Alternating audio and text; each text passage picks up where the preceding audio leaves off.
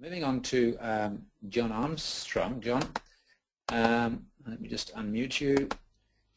John, you mentioned earlier in your little bio that you currently coach a young man who I believe is in this picture, a young man with an intellectual disability. We've got a question for you. Can you give me your best piece of advice for coaching a cyclist with an intellectual disability? Yeah, this was a really tough question, Peter, because, and just by the way, those people in the picture, before anyone goes to Jane or Sue or Michael, no, they weren't the people with the person with the intellectual disability within that picture. So, look, it was an interesting question because the reality is that each and every one of the athletes that you treat, you work on their attributes and you work on their weaknesses, and you do all the things that both Carol and Tom have identified, and it is no different with the gentleman in that picture, young Matthew. The reality is that you work on the strengths and weaknesses. What was clearly evident in working with Matthew and some others with an intellectual disability is the capacity to pick up on the skills development. So as a coach, you've just got to be a little bit sharper, a little bit more questioning of exactly what it is that you're after.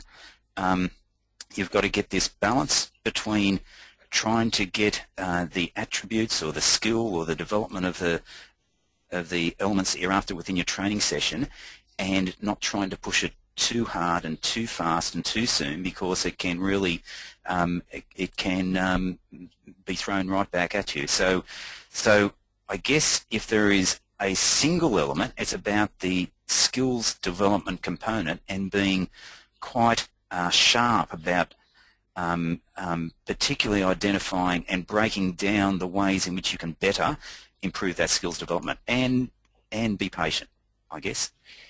Yeah, I'm trying to think back to the tree model there. I'm guessing that if you're making any modifications in that kind of tree framework, it will be almost entirely within your coaching style when coaching a cyclist with intellectual disability. Yeah, but again, you treat everyone as an individual. You work with the attributes that they have got. You identify the things that they need to improve as a bike rider, and you work hard to develop that.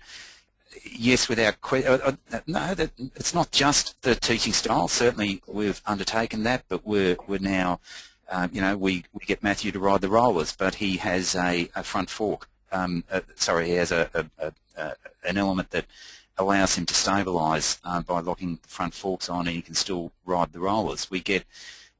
We're actually looking with technology now. We're looking at the opportunity to get either a heart rate or even closer a power-based element onto an iPad that provides a visual form. So for Matthew, he's more easily able to respond to a visual element where we can say, let's get him into this zone, rather than trying to talk about it in abstract terms of being harder or being tougher or making the legs hurt a bit more. Do you understand? So I think you look at each one of those areas within the tree acronym in order to get the best that you can out of the athlete. That's great, John, because I know Matthew as well, and using the iPad in that way, he'd relate to that very, very well, and I know for a fact he would. I have a question from the floor for you, John, which has just come in. Thank you, whoever that was who came in. Question on the floor, because it relates to what you're talking about. The question is, how do you coach people as individuals when you have a short period of time and have a group of 15 to 20 people?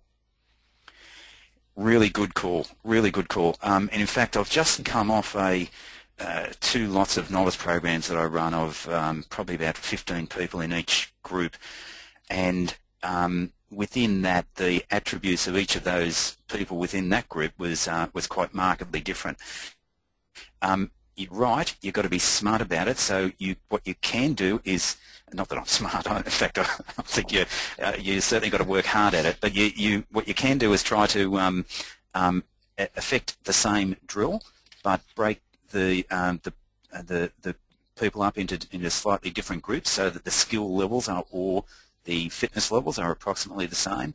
We've had Matthew and his capacity to ride in a bunch has been limited. It's getting way better, and we've done that by having him try to sit the wheel as part of a 3 or 4 man teams time trial type efforts, and we would have him sitting fourth wheel, so the person would try to jump in between. Now, you can do that whilst there is another group of 4 out doing it harder, faster, perhaps tighter in that teams time trial type effort. So I think you certainly can do that within a group, but you probably just can't be as highly specific. And I guess the focus of that question in particular around intellectual disability really identifies that you are correct. The level of focus of that a person with an intellectual disability requires does require closer,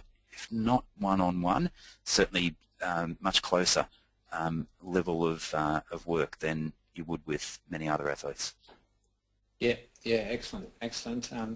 Thank you, John. I'm sure there's no 100% correct answer to that, but I think you've done a very good job there.